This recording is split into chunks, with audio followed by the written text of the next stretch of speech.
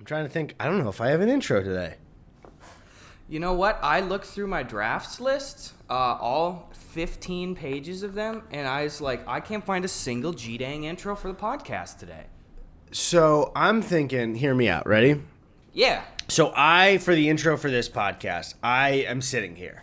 Yeah, okay. And you do a standing triple backflip. You land it, and then I cross my arms and I wink at the camera. So you want me to do the actually execute a triple backflip successfully? Yeah, so you just jump and tuck, and then you do the three, you land, and then I'd say, arguably the more important move. I cross my arms and I wink, and maybe Tony puts like a ding. Tony, can you put it right there? I mean, I don't want to be like, a thorn in your side, for lack of better terms here, but I feel as though I'm shouldering most of the physicality load here for this intro. Like, that's a lot of backflips. But I'm crossing my arms. You're crossing your arms, but, like, you're commanding, like, a triple backflip, and I feel as though, like, even if it was, like, a double maybe, and you just did, like, one backflip, I just don't know I need to do all three. So Gus, I don't think you're putting it all together. Yes, I cross my arms, and you do the backflip, but I also wink, so I feel like I'm doing the kind of heavy load here. Okay, but half the wink is Tony putting in the sound effect, though. So I feel right. Like so if in fact, like Tony's even helping out and sharing a bit of this, and you're not doing your part, it sounds like.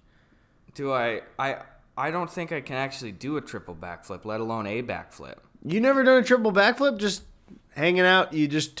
I'm sure everyone listening is like, huh? It's like not having seen Star Wars before or something. I mean, through my friendship with Ethan Nestor, I was hoping that maybe contact high-wise I'd be able to absorb the ability to do a backflip, but I can't even bang out. You know what it is? You know what it is? What? You just must not have. I feel like everyone in the audience saw Ethan Nestor, people who don't know Crank Gameplays, do that backflip for Markiplier and get hired, and that's how I learned, and that's how most people learn how to do backflips, is they want to get hired by Markiplier. Yeah, I mean, I saw Markiplier when I saw him at VidCon, and I tried doing something like that, and I just said, "Hey, Mark!" Look, it was right when I was at the top front of the line for the meet and greet. I said, "Mark, look at this!" And I tried to do one of those, but I ended up just sort of running across like a catering table. I just stood on it and ran across. No, I was there. Food. No, I remember. It was really embarrassing. Yeah, you were supposed to catch me at the backflip and you didn't, so instead of the dismount, I fell into some cake. Can you imagine, for people that don't know, our friend Ethan, who had the Unis Honest channel with Markiplier, they are friends and have worked together for a long time. Ethan originally got his editing job with Mark by doing a backflip for him at a convention, and I wonder if that had caught on too much, if Mark would just be standing in public and people would just try to do backflips and hurt and fail in front of him all the time. Like he's just trying to hang out at a party and some guy just runs over, tries to do it, breaks his back in front of him.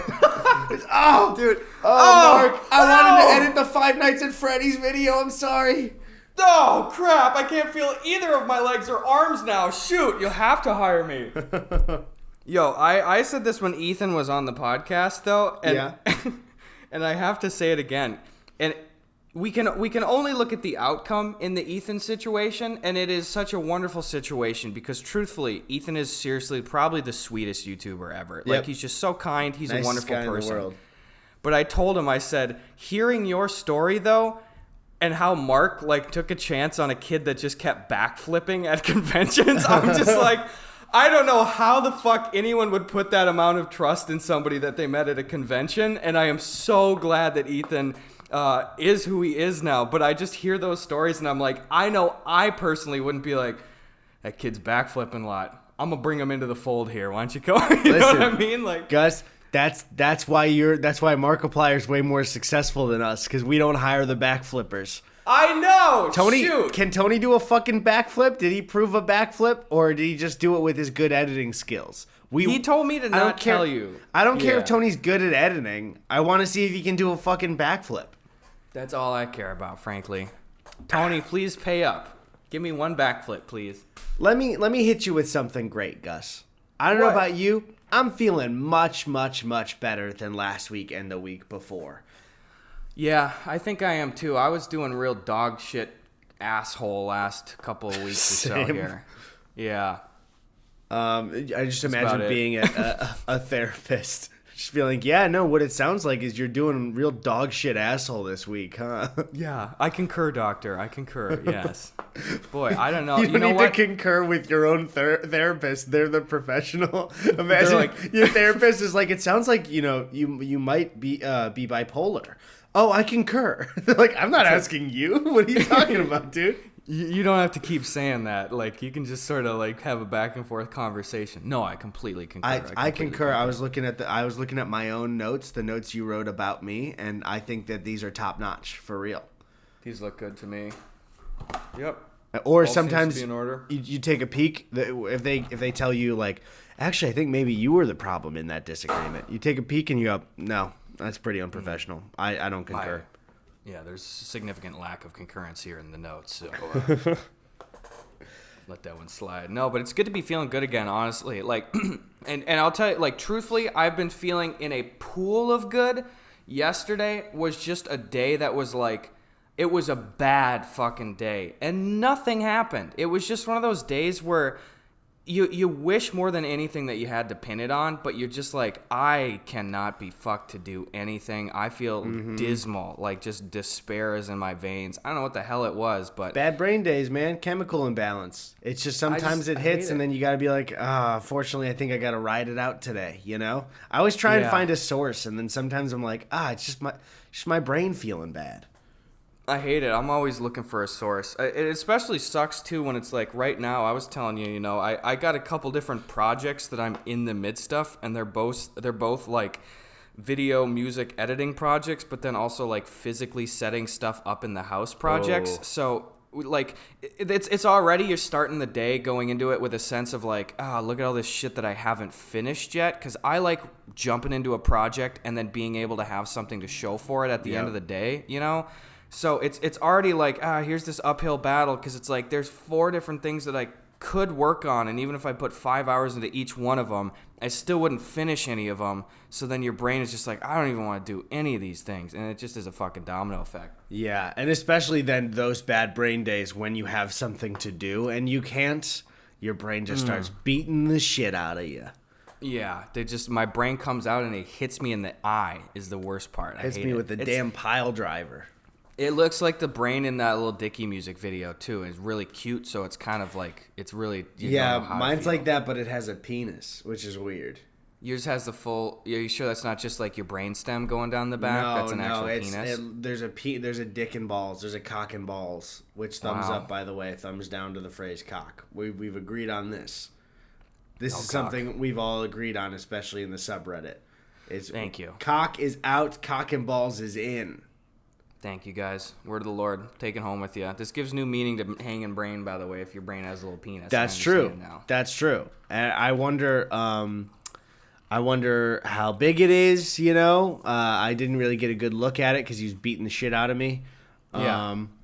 But I would say that this is a dumb bit and really stupid. And I think I want to give up on it. It's not what I feel good about. Yeah, fuck it. Dude. You ever feel like your brain is just fucking fried sometimes? Yeah, Legitimately? a little yeah, bit. I'm there. Also, I can't show it to you right now. I'm showing the video watchers that I got a reusable metal gold solo cup.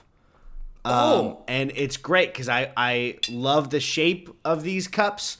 And I love making drinks, and it's way fucking better. It gets cold, and I don't have to waste a bunch of plastic. It's great, dude.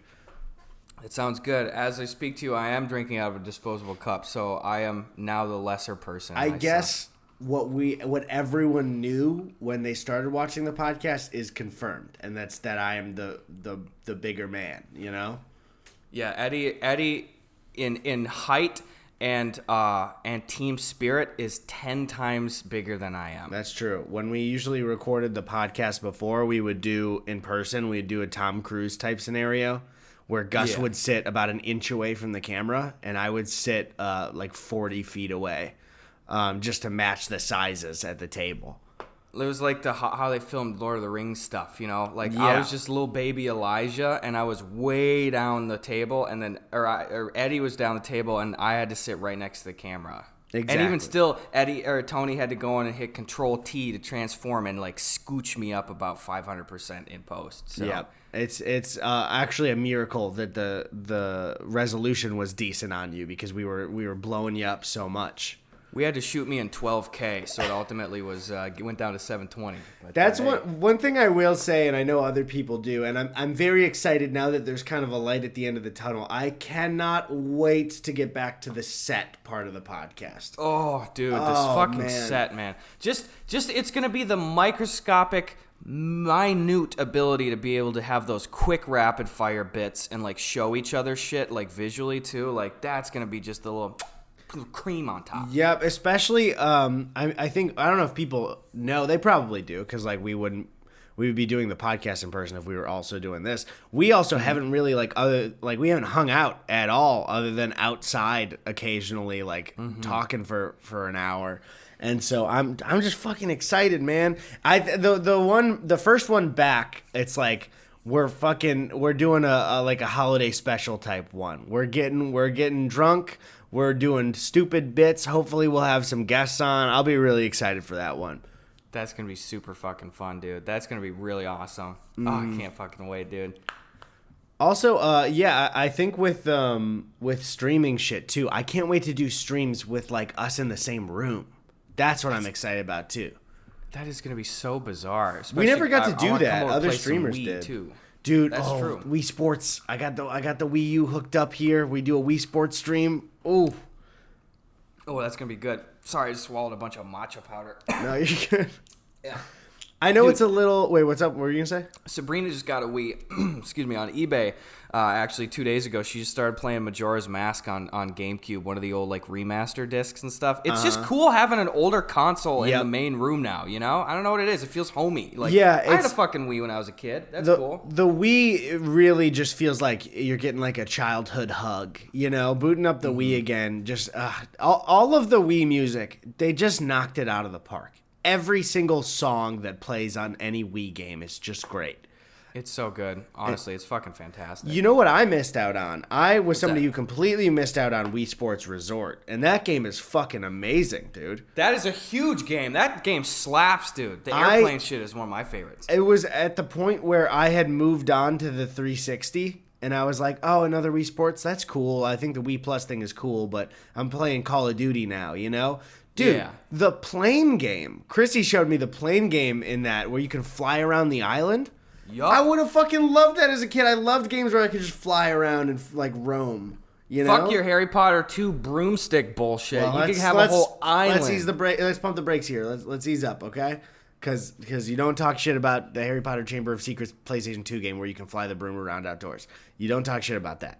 Sorry, that's where I draw the line. I forgot the only rule. That is literally, I don't know if you guys know, Gus and I were like, okay, so the podcast is going to be me and you. We're going to have guests. And we never crossed the line with Harry Potter. And Gus just did it. So there will be consequences when we get back to in person. They will be physical. Gus will be getting 30 spanks on the first podcast back. That's how we just open, not even any words. We're super excited to come back. But we start, with silently just... It fades in from black to me just like...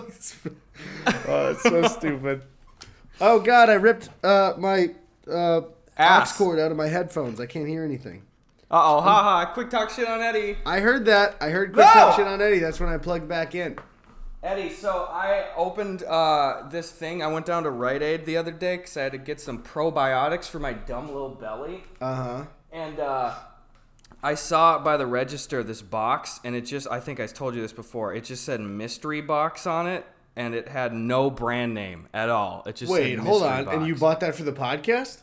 I bought it, and I intended to have it for the podcast, and then I got extremely drunk 5 days ago, and I was like, I have to open this. I am too curious about it. Okay, so you know what's inside, but the mystery is to all of us. Yeah, that's true. That is very, very true. What's in it? Here's what I got. I got, first and foremost, I got a little Paw Patrol dog right here. This is not an ad for people. I don't even know how it could be an ad. Here's what the fucking box looks like, video listeners. Look at that shit. It's just blue and it says mystery box. And the back says, this package is guaranteed to contain, 6 or more collectible items and over $20 in retail value. There you go. All right. Really gets the kids going. So I got a little Paw Patrol dog. I got a little, there's these weird collectible things where I guess it's shrunk down wrestlers and shit. So I got like Macho Man Randy Savage and this fucking guy that I don't know. And I got the world's shittiest knockoff Transformers toys that don't look like anything but kind of unfold. Cool. And now I've made up my mind, Eddie, that every single time I see that again, I'm going to buy another mystery box because it was $5. I get it, dude. Especially if they just like you grabbed it out of nowhere and none of those seem branded together. Like none of those seems like the same thing. You know what that reminded me of? What's really that? Weird thing where like I feel like every contest that ever happened from a company, I just don't believe that there was a winner. You know what I mean? Yep. Do you remember White Hen? White Hen. I feel like I've heard that. I couldn't place that. So White Hen was like a 7-Eleven type convenience store, and I think I think they closed altogether. But actually, I want to know right now. I'm just gonna search White Hen and see if it White Hen Pantry. Oh, is it? Oh, I think is it a Chicago thing? Is it? It was a Lombard, Illinois-based chain of approximately 261 predominantly franchisee-owned convenience stores. Oh, located in and around Detroit, Boston, southern New Hampshire, southern Wisconsin, northwest Indiana, and central Illinois. And I'm assuming around Chicago. Yeah, so ours like 7-Eleven was a White Hen. And I don't remember what the exact contest was, but I remember it was around Christmas.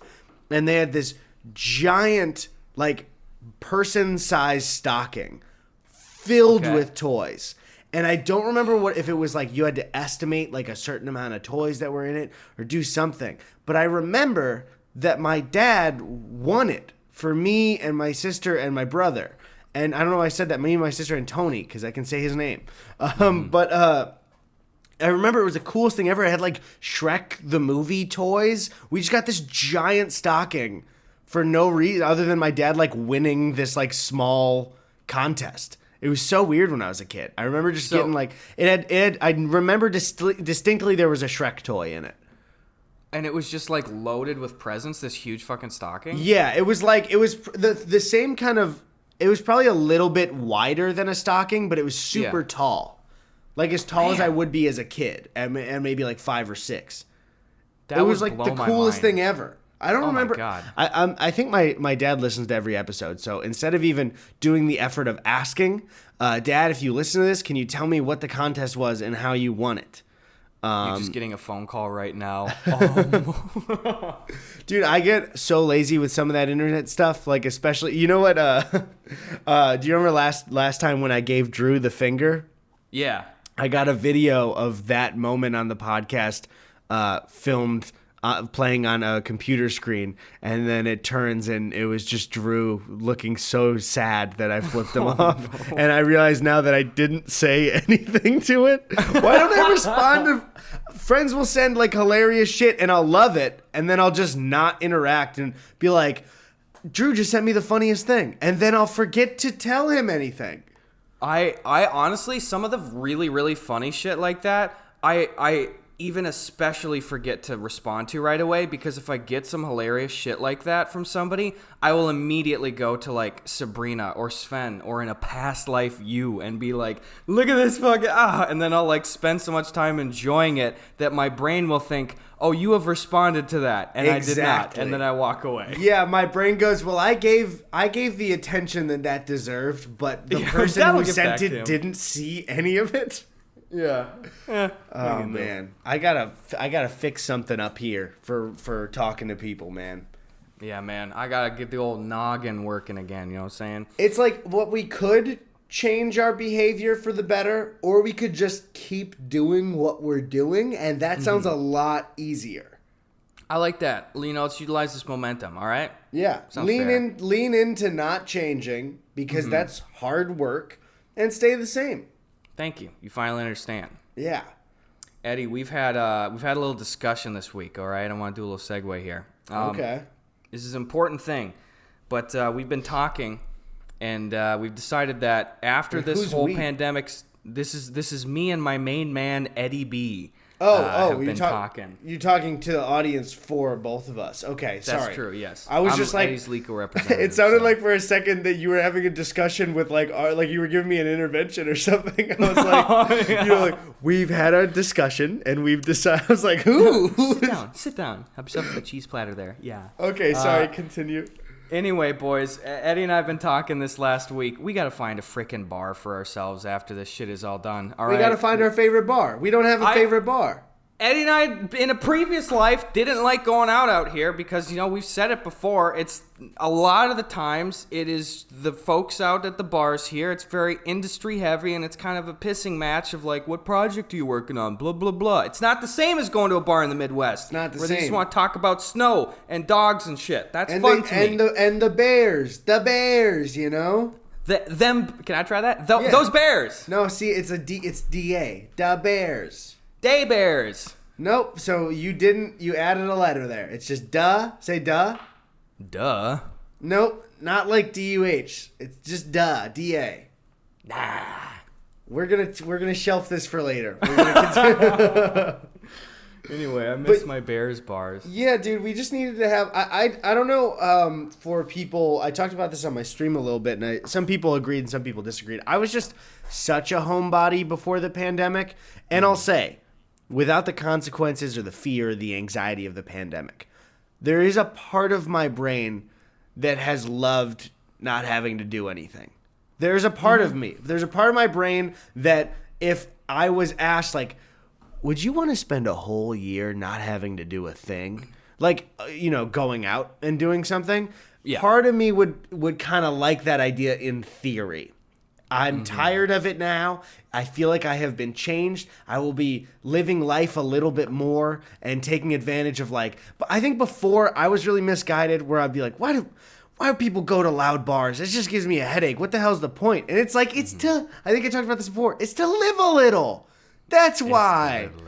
It's to live, and I wasn't living a little, Gus. I know. I was dying a lot. That wasn't any good. Yep.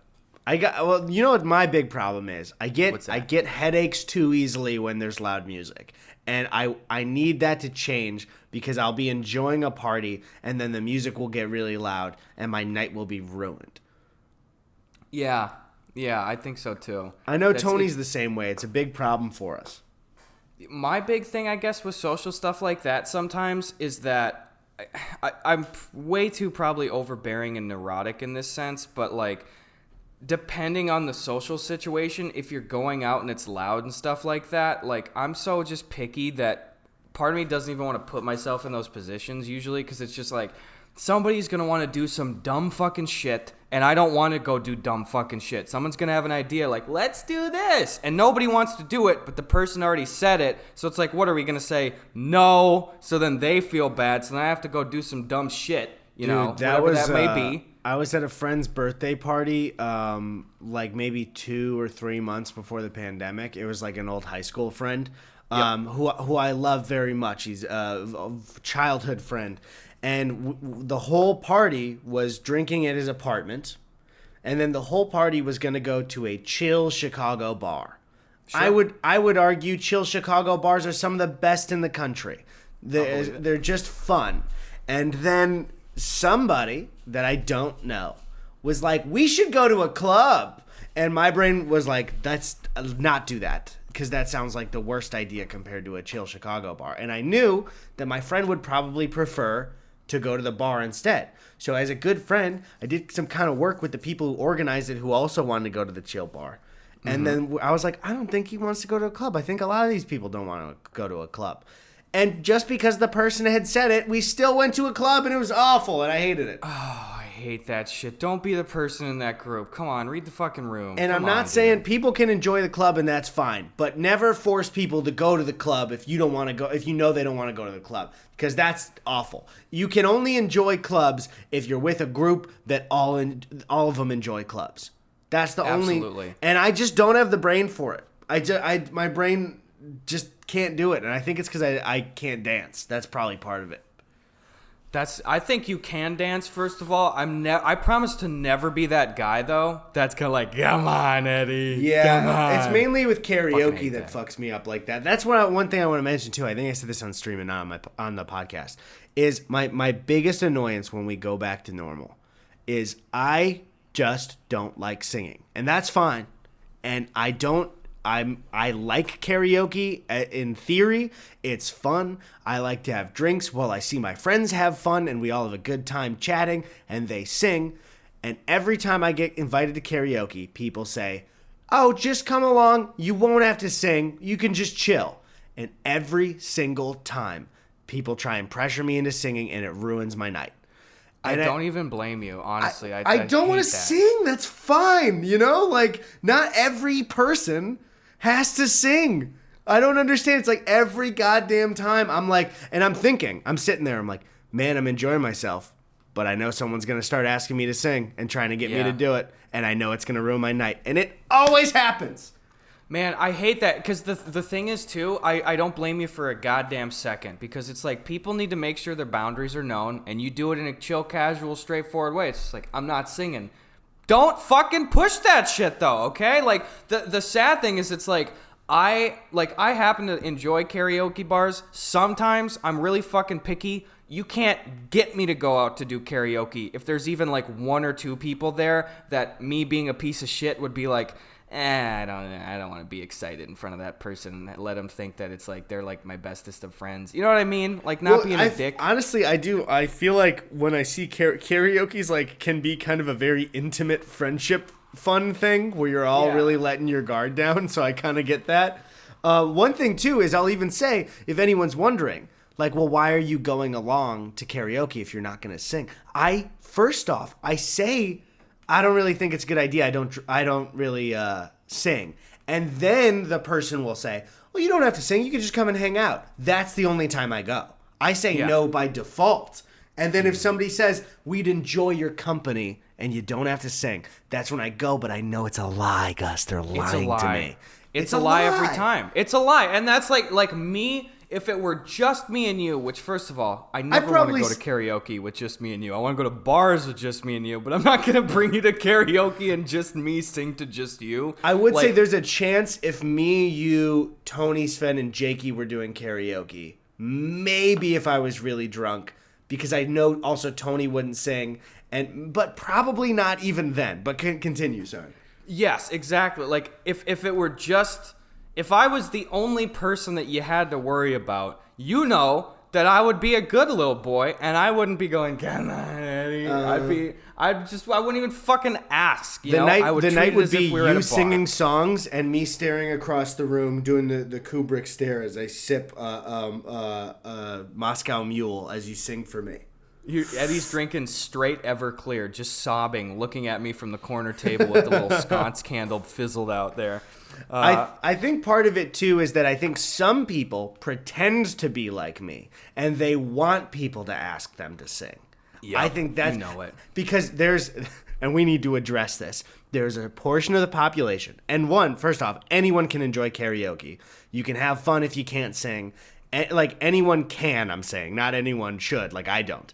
But there's a certain part of the population that instead of being like, oh, I can't sing, but I'm going to still put myself out there, they're like, I can sing, and I am going to choose the most belt it from my soul song so I can show off my voice. Yeah. And that shit makes me crumple up and die inside. And I don't know why. I can't stand it. You know what, too? And there is a distinction within that, because I join you in that, is there's people that go for it, and then there's the musical theater people that go for it.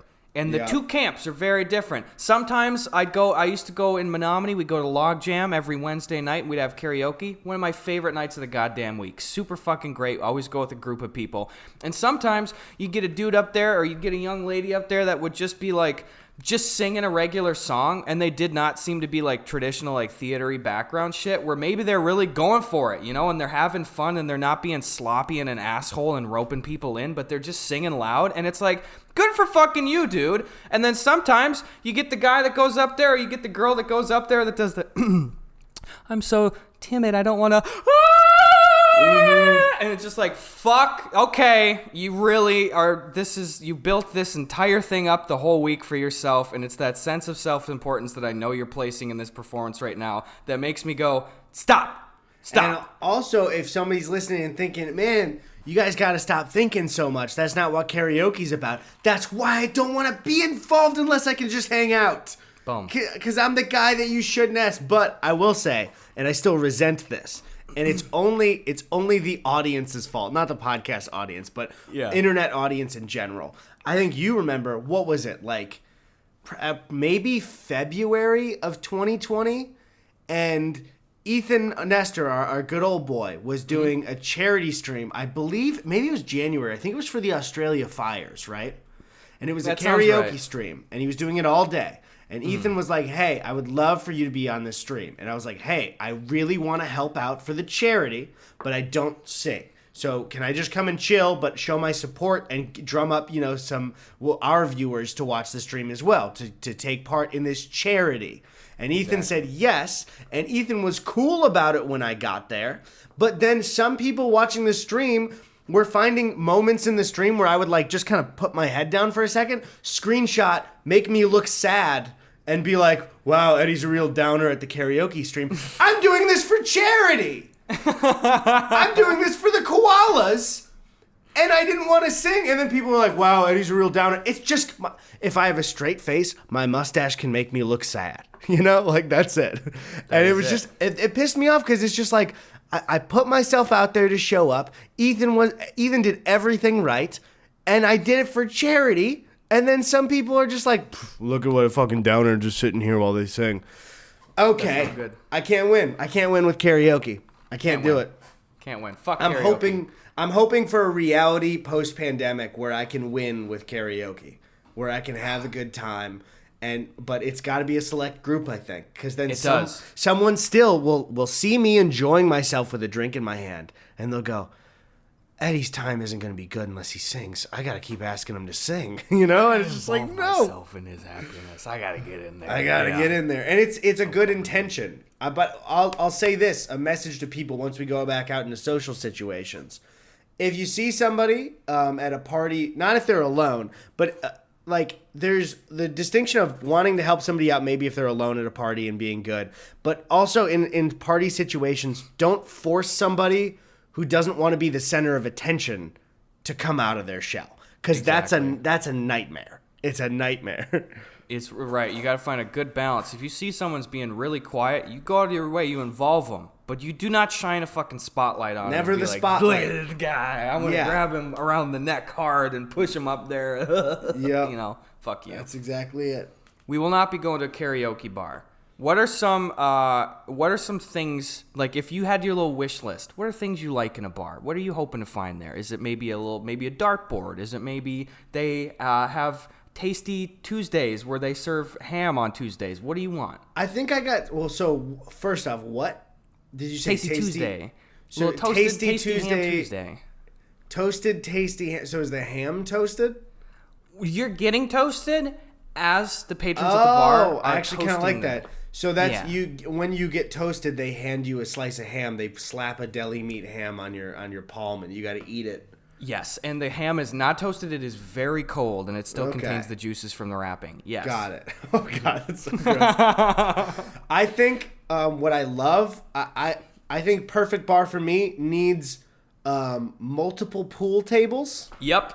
Because the one is not enough, and I want to be able to play. It has to be crowded enough where there seems like a friendly vibe, but not so crowded where I can still do things if I need to, like grab a drink or play. I would love darts. I'd honestly love Hear me out. Not a full like arcade thing. 2 arcade games. 2 stacked next to each other. 2 kind of classic arcade games. Yeah. And then just like music that's not too quiet where it's not there at all, but not too loud where you can't talk. I still want to have a conversation. Mm-hmm. You got to have booths. Yes, exactly. Fucking booths. And I love a bar that has some good appetizers. Little appies. I don't need a full meal. I don't need a burger at most bars. But you give me some mozzarella sticks or some wings, some boneless wings with the boys. Ooh, that's my perfect place. But also, I would rather it be local than like a Dave and Buster's or something like that. That's true. Yeah, exactly. Wow, I'm happy to hear that. That's your little Venn diagram. The circles are very squished together in here, Eddie, and there's a whole lot in the middle. I'll tell you that much. Am I missing something? Hit me with anything specific for you. My specific things right out the gates. Multiple pool tables. Again, a point I want to bring up. If there's one, you have the pressure if you're playing the game of pool because you just want to have fun, but you're like, do those guys want to play pool? Or are we sucking too bad? Sorry, I can't enjoy myself. Here it is. Instead of multiple pool tables, we want multiple pool tables, but there's always an empty one. Yes. Like the one, not even the one we're playing on. There's always an empty one, so I don't have that stress ever. I like that. It makes me feel at home and at ease. I want multiple pool tables. I want a dartboard. I love the dartboards. My favorite bar in the whole world, the Abbey back in Menominee, Wisconsin, it had a goddamn dartboard. I go play darts all the time. Gotta have that. The arcade games, that's a big one. I love it. I specifically, I'm like, I want some Big Buck Hunter in there. I fuck up Big Buck Hunter. Okay? It's a good bar game. It's not a huge time commitment. You and Sven are really good at Big Buck Hunter. We fuck. What can I say? So don't say that when I'm talking about you and your brother being good at the game. So the one thing you shouldn't have said was separately. we fuck is the worst response that you can I said we buck. We buck. Probably something like that. Anyway, I also like the multiplayer Pac-Man machine. That's pretty good. Yeah. That's a big boy one. I'm also thinking if it's not too commandeering of everyone's time, but it's almost even a thing in the corner, I like it if there's an option for way too big Jenga. You ever played way too big Jenga? See, here's the thing, and this is an only personal thing for me. I think way too big Jenga is really fun. I do not like the attention that way too big Jenga brings, and so personally, I like to watch other friends play it. But I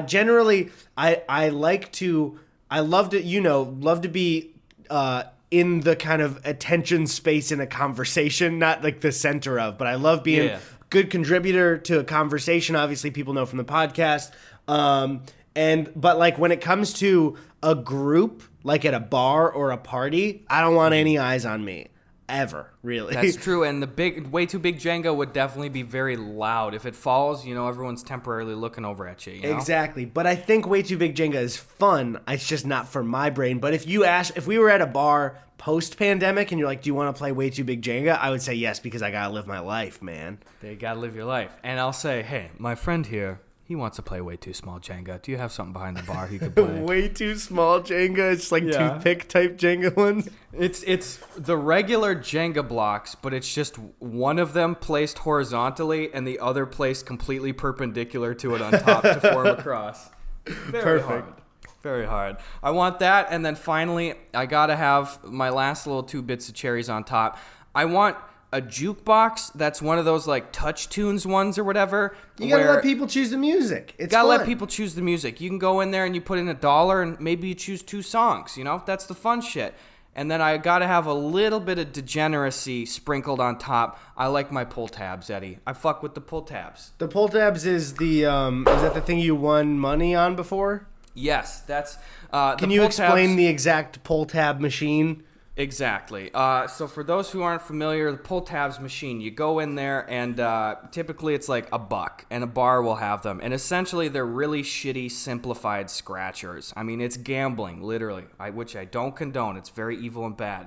But you go in there and you put in $1, maybe you put in 20 and you get 20 of them out. I don't know. It's your business, guy. And then it's just like there's maybe like 5 strips or so where it's like, corrugated cardboard. And you just peel them off, and then it just has 3 like slot machine little symbols, cherry, That's fun. 7. I like and you that. just peel them exactly, and it'll tell you like, hey, and frankly, the thing is with those machines, the way that they work is the owners, like, mathematically speaking, you buy the preset packs of the reward ones, so hey, I'm a bar owner, I bought the machine, which is just a simple dispenser of it, and then maybe for like $2,000 you can buy the packs of these things. But when people pay in, they can go ahead, maybe there's like $5,500 worth of like earning potential for the bar, but there's $2,000 worth of prizes. So anyway, in short, you buy the things and there's prize pools and stuff. The most you can win is like maybe like $750, but you can win them very, very frequently. So if you go and you get like, oh, I won $1, you go up to the bar and you say, I won $1, and they got a little money bag behind there, and they go, all right, here's some cash. It's just easy, quick stuff like that, and you win pretty frequently too. This sounds like I'm doing an ad, but like, you could put in $5, probably win $2, get another 2 things, probably win $5. You just piss away the time like that. It's pretty cheap. I like it. I'm a degenerate. May I add one more thing to our perfect bar? Please do. Just a nice little spacious outdoor area. I like that. I like that. Yeah, I really like that outdoor area at the Abbey, the like one that we did the screening at. That was fun. Low light that was stuff. really great. Yeah. So yeah, I think we need to be on a hunt. I think we might be in. There's definitely cool bars all around LA, but I'd say we're looking for a more Midwest one in LA. So we're kind of in the wrong city. But I'm sure there's a bunch. I've been to cool bars around here very briefly before. Everything happened. Yeah. Before. Wow, that happened. What do you say we hit some preguntas? Okay, let's go to the preguntas section. Everybody follow us on Twitter at Eddie Burbeck and at Gus Buckets, and you'll ask us our questions every week. Excuse me. I zoomed way too far in here. At Yuli J asks, do you delete your videos locally once they're uploaded? Do you have all of them archived? I can't imagine the stuff you guys made from the early 2010s was saved. I save everything. I've never deleted really anything. I mean, it might be on like an old computer, and actually my Surface, that's why I'm filming in here. I had a Surface Pro 3 from 2015 that has just completely bricked itself, so maybe I lost some of that stuff, but it's collecting dust on a hard drive like other stuff on like PCs that are unplugged. But I don't delete a video right after it goes up, after I worked on it. I don't know why. Yeah. Sometimes, I think especially with commentary stuff, I'm always using things like, let's say I do a Raycon ad twice, right? I have to go, it would be just much easier to open up the old program, get all the assets like the Raycon logo and the music I used and the link from the old video. Sometimes you're borrowing stuff a little bit. Exactly. I'm just also too, like, even stuff where I know I'm never going to see it again. I'm never going to look at it. I can't imagine that even 5 years down the line, 10 years, it would have any value to me.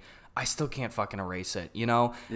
I do not clear memory cards unless it's something that I absolutely know I can cut, and 90% of the time I delete some shit off a memory card is when I'm in the field and I'm like, oh fuck, card full. Yeah. I'll delete it off the memory cards, but it's already backed up onto my computer. Oh man, yeah. Even when shit's backed up, I'm just like, that card is full. Okay, can't erase. Buy new card, you know what I mean? But yeah. That's why I was saying before, Black Friday or Cyber Monday comes around every year, and I just buy like 2 terabytes worth of SanDisk cards and shit, just because I'm like, I'm just gonna fill these up all year. I might as well buy them when they're all cheap. So yep, that's what I got to do. I hear you. That's a good one, because I really haven't even asked other YouTubers what they do for that. I kind of want to ask people. Be curious what the norm is, especially. It seems weird to just erase it. It does seem weird though. Yeah, like I'd be curious for YouTubers. Like, we should probably ask like James and Elise or something sometime. Like, hey, what do you guys do in more of a company format? When I bet they have a Funhouse archive. Like, I bet they don't delete those. I really don't know. Yeah. But I feel like maybe they would keep it. But actually, they record so much footage all the time. I really have no idea.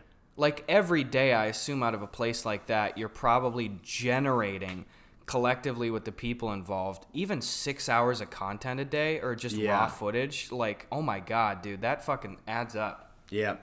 Oh, yeah, good question. Thanks, Julie. Here is one that's from @TurtleOfAwesome. And they say, before you guys popped off on YouTube, did you have other creators that you thought you'd be friends with if you met them? And now, having met some of them and becoming friends, do you feel the expectations you set for their actual personalities were realistic or not?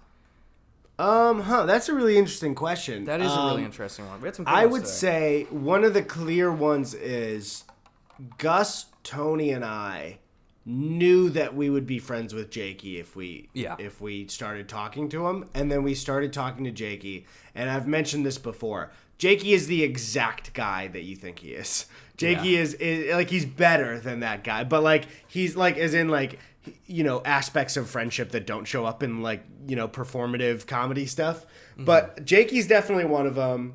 I don't know. I feel like there was a couple of friendships that we had budding with people that were YouTube personalities, but our close friends don't like put a face on for YouTube. Like Drew is exactly what Drew seems like. Same with Danny. Same with Sven. You know, I feel like we none of us really put on like a persona at all.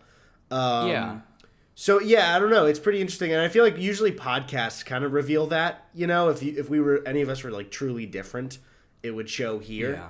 So actually, I don't know. I feel like I was just pleasantly surprised with everybody being like, "Oh yeah, no, they're pretty much who I thought they were," and I was right about us being good friends if we got the chance.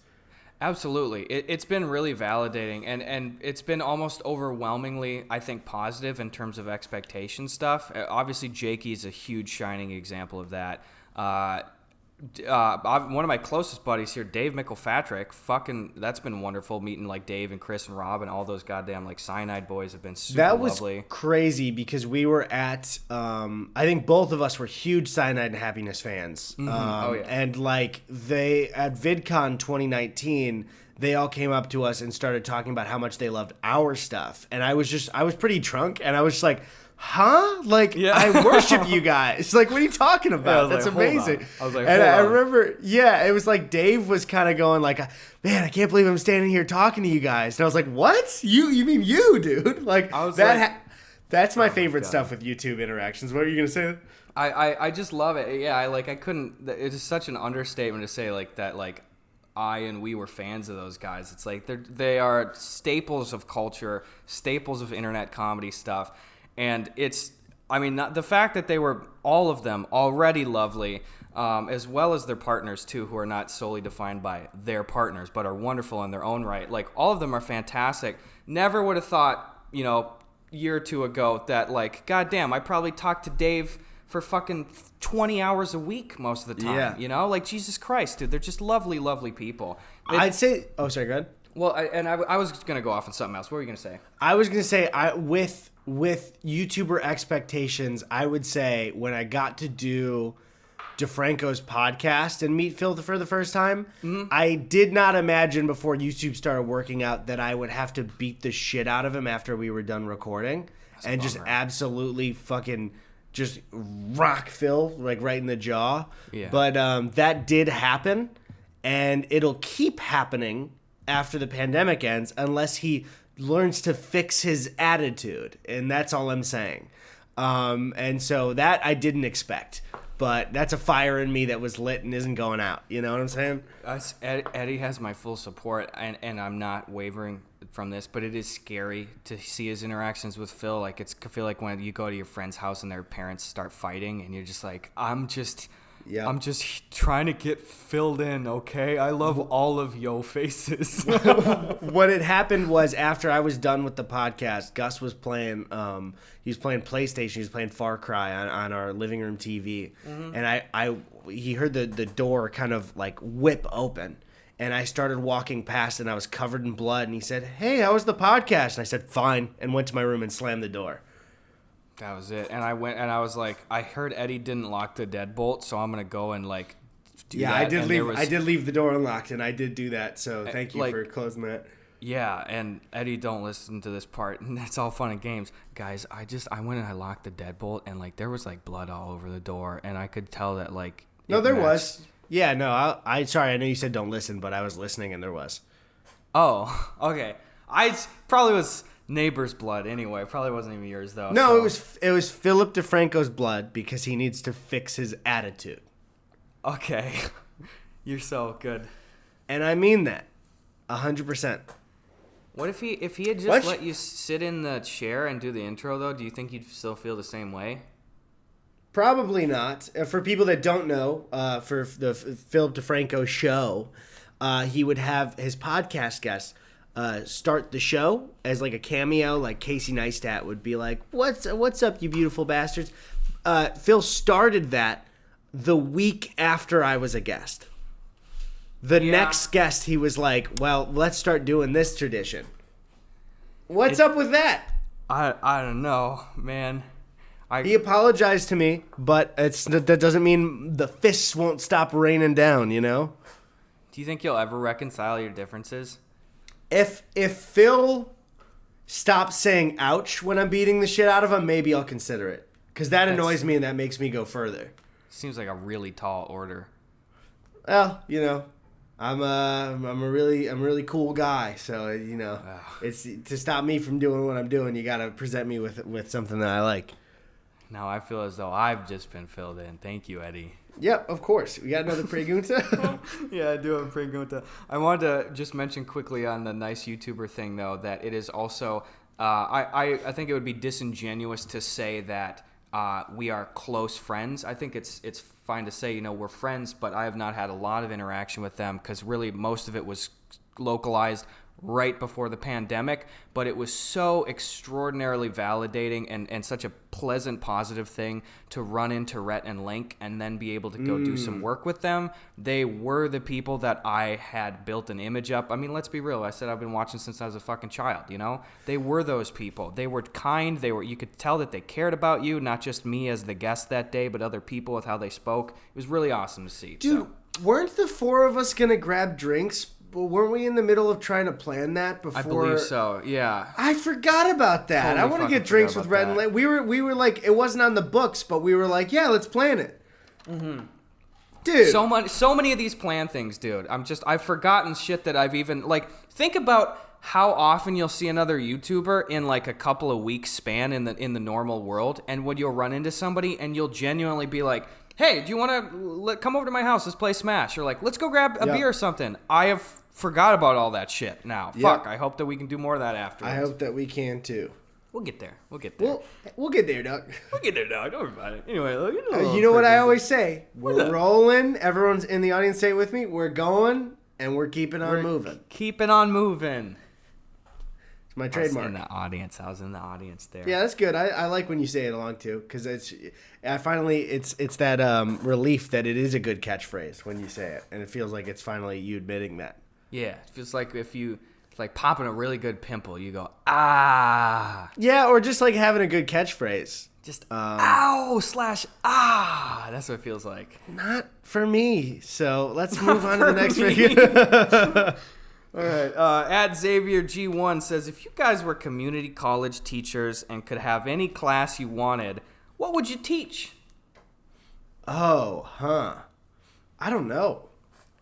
I don't know either. Like, I feel like I'd probably, if it was something that I had to unironically do a good job at. I would do probably a film class, right, is what we would both choose? I mean, maybe, probably. I would hate in that sense to be asked like a technical question that I just fully didn't know the answer for, though. So maybe I'd even have to pivot it towards a specific, just a shithead cop-out move and just be like, it's social media or like online digital creation, which we do know a lot about, it turns out, but... I think it would be a fun gag, like sitcom type situation if I taught like a law class and I had to try and get through it without the students or the dean knowing that I'm a fraud. That seems like a very sitcom situation. And I would love to do that. You know, I'd just, try and give tips on studying for the bar, and I have no idea. Like, if you sneeze in court, you go to prison, so be careful about that if you're a lawyer. Lesson 2, the second day, would probably be about how long you can go to the bathroom when you're in court before everyone starts thinking, oh my God, the lawyer's pooping. That I would assume is probably a pretty big concern for most prosecutors. You ever think about that? Yeah, I think about that all the time. Because Like, imagine say you're defending somebody and you are really saving this case. You've just given the greatest speech to the jury. I'm just picturing like TV court, that you just swayed the jury, but then you really got to take a shit. You leave. Everyone's waiting, and the guy that they were just wowed by, they're like, I think he's taking a shit in there. They're gonna go a little bit back away from you again if they think that you're taking a shit in the middle of such an important case.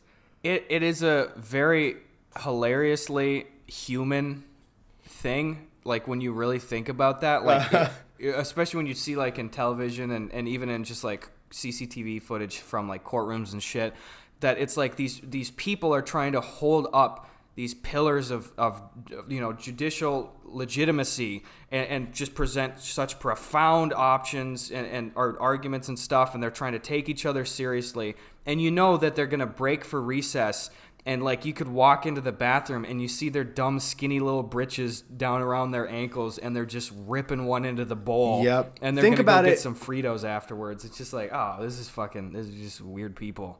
Somebody, whether it's one of the jurors, whether it's the judge or the prosecutor, somebody during the OJ case, one of the days had diarrhea. Definitely. And especially because emotions are so high, it's such a big case. I would actually guess that probably half the people had diarrhea every day because it's such a nerve-wracking experience. Mm-hmm. And at the very least, OJ probably had diarrhea. If you put a mic up to OJ's stomach when he was putting the glove on, it would be gurgling. It would be gurgling. It would be going, ow, ow, ow, ow. You go, hate to the world, Yeah. Bronco. It's just saying Bronco. Yeah.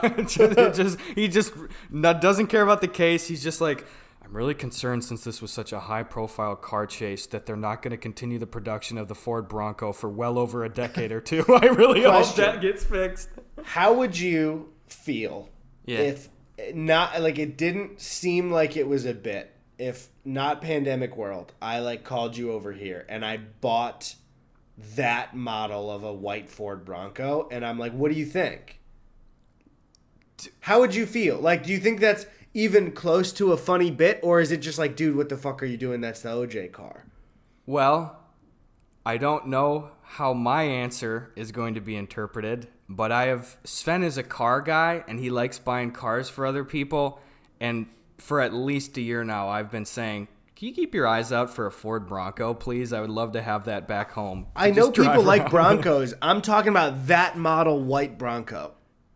I didn't get as specific as I should have in my first answer, Eddie. Because I know some people like old Broncos, and it seems like a pretty cool car. But like, how would anybody listening feel if someone they cared about pulled into your driveway and they were driving the OJ Bronco? Not the one, but that model. Well, I wonder if people would be like upset by that, or if they would think it was like funny. See, I don't know. I don't know either, truthfully. That's a hard one. I really don't know how people would react to the OJ car. That's objectively, I don't know. Like, if people would take offense to that, I'm truly ignorant on this one. Like, because in my eyes, we're gonna have to listen for the audience's opinion on this. But what were you gonna say? Yeah, I mean, in my eyes, it would be a bit of a meme to have that specific car. Because especially like and again, in my eyes, it's not as specifically associated with the axe. I don't know. I sound like I'm backpedaling. Yeah, no, it's not. It's the I would say that the car is more associated with just the famous chase than the actual murders. Exactly. And I was just like, what? I am such a fan of like I'm not a car guy at all, but I've always loved really specific kinds of vehicle stuff. Like famous models of like a car in film and television and like pop culture and shit. Where I've like it would be to me it would be cool to be able to have like that kind of car or something. Or I want the Pontiac Aztec with the weird burned out back tire from Breaking Bad. From Breaking Bad, stuff like that. Especially these cars that aren't super cars, but are just like regular cars that had a shitload of a spotlight shown on them. You know what I mean? Can I say, if you have a model Jeep that looks like those kind of like safari outdoor Jeeps, what are those exact models called? You're going to tell me about the Jurassic Park Jeep. I'm going to say, if you have any type of Jeep that looks like that and you put the Jurassic Park logo on your car, that is never not cool. Exactly. It is always cool, and I don't know how it isn't cheesy, but it isn't. I love, because I think it's because in the movie it's a logo on the car. And so it's not like putting like a Decepticon sticker on the back, which I don't even mind those. Those are kind of fun too. But like, I think it's really cool when people put the Jurassic Park logo on their Jeeps. I love that. You know, Sven and I were talking too when I was back home last deer season. We were talking about getting, like, that's the most obvious Jurassic Park car choice. Is I've seen so many people with the Jeeps painted up. You're gonna get the Jurassic World ball for out in Wisconsin. Fallon in there the whole time. Yeah, Fallon's like, "Whoa, Gus, looks like you're going a little fast." Whoa, I don't know if this is legal on most major highways. It's made out of glass, and as you can see, it's really denting the glass every time you go over it. So maybe stop, guy. Maybe pull over. No, we were talking about not the Jeeps, but I think they're a Ford Explorer, an earlier model, but the tour cars from the first one with the gaudy green stripes and shit. I've never seen one of those fuckers. Like, that would be the cool car to get, goddammit. Do and they I assume it'd be way easier to get a model like that. They have one of those actual from the movie model cars at Universal, though, right? Like, we've seen them in person once, right? I think they have those. Car? Yeah, don't they have them not on kind of... I thought they had one on display. They do. I'm 90%, I will say, I'm 75% sure that they have one of the kind of brown-red Jeeps. I don't know. I have to fucking look it up. I can't picture it. For real, I'm not sure if I've seen it in person or not. But I know exactly what you're talking about. Because it's the car from the first one, pretty much, right? Like exactly, yeah. Movie cars, Universal, Hollywood. Anyway. Take a little peek at that. But you got to assume like a Ford Explorer like that, like mid-range model like that, would probably be more widely available and cost-effective as opposed to that really distinct and already probably more highly priced Jeep model, you know? Yeah, to be honest, I have no idea about like purchasing older cars, so I couldn't tell you at all. Sven's your guy. He's always looking out for shit. We got to get Sven on, and Sven's got to tell us about getting one of the Jurassic World balls. Yeah, do you think he'll find that on Craigslist? I'll give it to Jurassic World. Those balls are pretty iconic now. Like, no matter what, it's like those, I see that and I'm like, that's a pretty iconic movie vehicle to me now, even though it's not the best movie. Totally. That's a fair thing to say, I think. You know, I'm actually looking at this right now, and I do not see, frankly, any of them. I'm seeing in a category from the studiotour.com, there's like spoilers in case anyone doesn't want to see what cars are on the tour. There's like Knight Rider kit, you know, there's the Magnum PI car, bunch of shit from the Back to the Future franchise, some stuff from the Flintstones movies. Dude, that's what always pisses me off. So really quick, so for people who have never been on the studio tour, it's really cool at Universal. We love it. They did an SNL sketch recently on the studio tour, and it made me happy to just see a fake studio tour again. But they show a bunch of model cars, and instead of like all of the Jurassic Park cars, they have some of the Flintstones live action cars, and it's like, hey, get these out of here. Because I want to see the Jurassic Park cars. We're at a Universal tour. And also, the live-action Flintstones is, like, nowhere close to as beloved as Jurassic Park. I don't even need to say that sentence out loud. I really feel as though most people wouldn't even know that it fucking exists, let alone widely is received, you know? Like, yep. It's John Goodman, right? It is John Goodman, yeah. Dude, I'm looking at some of the older cars, the previously on display ones, and I see a picture for the, like, bigger hatchback. I don't know if this is a Mercedes or whatever, but the ones from The Lost World, you know, that, like, knockoff Ben Kingsley is driving as they're trying to, like, hunt shit. I'm looking over here. There's a lot of the shit I don't even know. Doomsday. I guess there's a car from The Mummy. There's a shitty little car from The Little Rascals. Okay. Oh, Mr. Bean's car. That would have been fucking cool. Yeah. They should get Mr. Bean to sit in the car all day, every day. I bet they could probably afford him. Yeah. Dude, damn. Okay. Yeah, no, my main message then is if you have a Jeep, get a fancy Jurassic Park sticker and put it on the side. Please do that. Because I would love that. You got maybe one more pregunta? I got maybe one more pregunta, Eddie. Let me take a little peek-see here.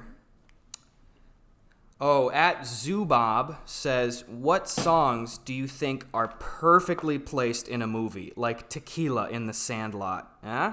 Oh, not a deep cut one, but that's a really good choice for a perfect one to Isn't say it? even in the question. You haven't seen Thor Ragnarok, right? Correct. That's got some pretty good ones. Obviously, Baby Driver's got a bunch of them. There's a lot of really good movie songs that I like, but man, that's like I gotta rack my brain for everything, you know. I think a lot of the music in Django is perfect, like song, especially the Django theme being used, you know. Oh my god, dude. Oh, when in Django, when Rick Ross's 100 Black Coffins comes in, dude, and it's just that badass, I need 100 black coffins, you know, just fucking, it hits so fucking hard in that film. God damn, dude. I love that.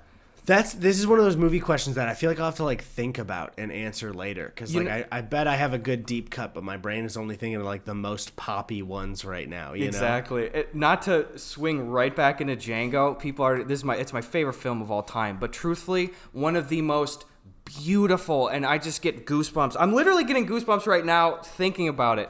But every time in Django, when it's that montage of Dr. King Schultz and Django doing bounty hunting in the winter, and Jim Croce's I Got a Name is just playing over the hills. It is such a montage song. It gives me goosebumps. The imagery is so beautiful. It's one of my favorite songs. Oh, that hits so perfectly. That's probably my answer. Honestly, it's a really good choice, the Tequila one for The Sandlot. That is good, and as soon as that person said that, I also was like, oh, another implementation of Tequila that is so classic and fantastic is when Pee-wee's Big Adventure, when Pee-wee's up on the bar dancing. Oh, dude, that is so fun. You should definitely watch Pee-wee. When he's dancing to Tequila with that, the people know that little dance thing up on the bar there. It's so fucking hilarious, dude. I just heard noise. Yeah, you just heard the dancing noise. Yeah. So not that exactly. Yeah, one of them though. Yeah, or maybe not.